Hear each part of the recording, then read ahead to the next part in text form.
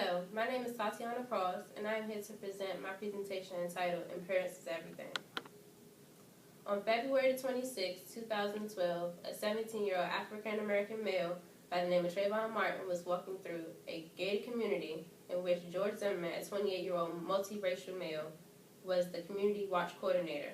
He called the Sanford Police Department to report Martin's appearance and behavior as suspicious. Shortly after, they had an altercation which ended with Zimmerman fatally shooting Trayvon Martin in the chest at close range. George Zimmerman, like many other Americans, perceived Martin as being suspicious because of his apparel, which is usually associated with people who perform unlawful acts such as robberies or people who perform gang member activity. In order for individuals to avoid being misstereotyped inaccurately like Trayvon Martin, they should refrain from wearing apparel that is associated with unlawful acts, such as hoodies.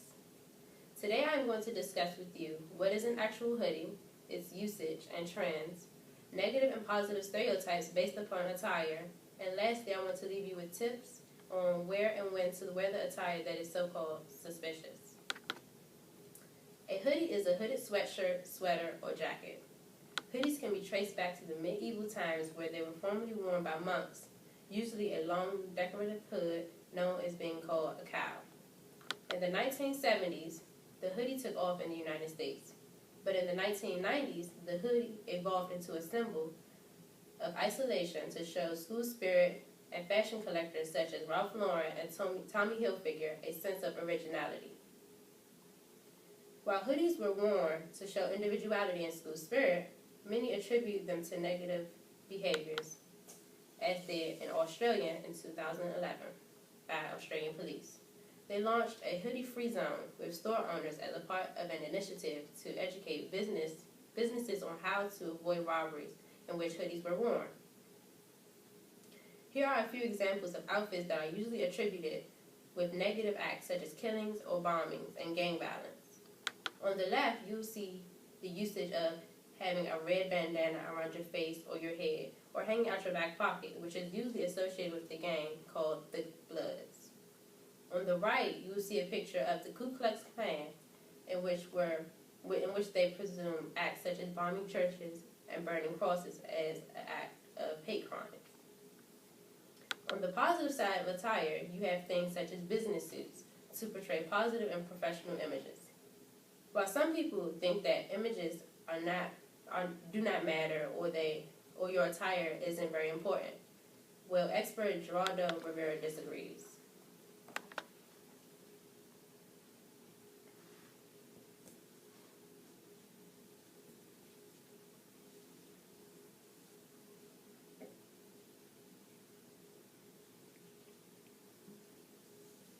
Let's talk about the Trayvon Martin case and what's going on in Florida. Well, I have a different take, Brian, on that. I believe that George Zimmerman, the overzealous neighborhood watch captain, should be investigated to the fullest extent of the law, and if he is criminally liable, he should be prosecuted.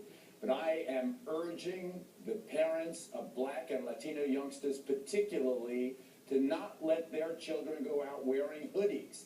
I think the hoodie is as much responsible for Trayvon Martin's death as George Zimmerman was. What do you mean? When you see a kid walking, Julia, when you see a kid walking down the street, particularly a dark-skinned kid like my son Cruz, who I constantly yelled at when he was going out wearing a damn hoodie with those pants around his ankles, take that hood off. People look at you and what do they think? What's the instant identification? What's the instant association? It's those crime scene surveillance tapes. Every time you see someone sticking up a 7-Eleven, the kid's wearing a hoodie.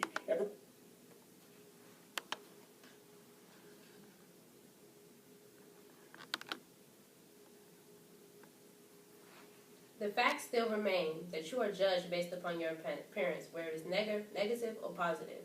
I want to share some tips with you on when and where is it acceptable to wear attire that is so-called suspicious and give you alternatives to wearing them. Don't wear dark hoodies, especially at night, or if you're a male and you're wearing it in a place that seems strange or unusual, like a park during the day. Try to wear hoodies that have logos or positive meanings. Or just don't wear hoodies. If it's raining outside, have a jacket and have an umbrella. Though you may wear hoodies as a way to show individuality and school spirit, there are a lot of people who look at it in a negative way.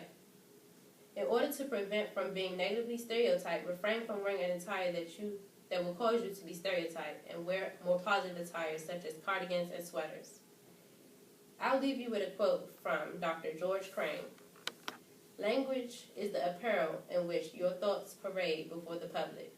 Never clothe them in vulgar or shoddy attire.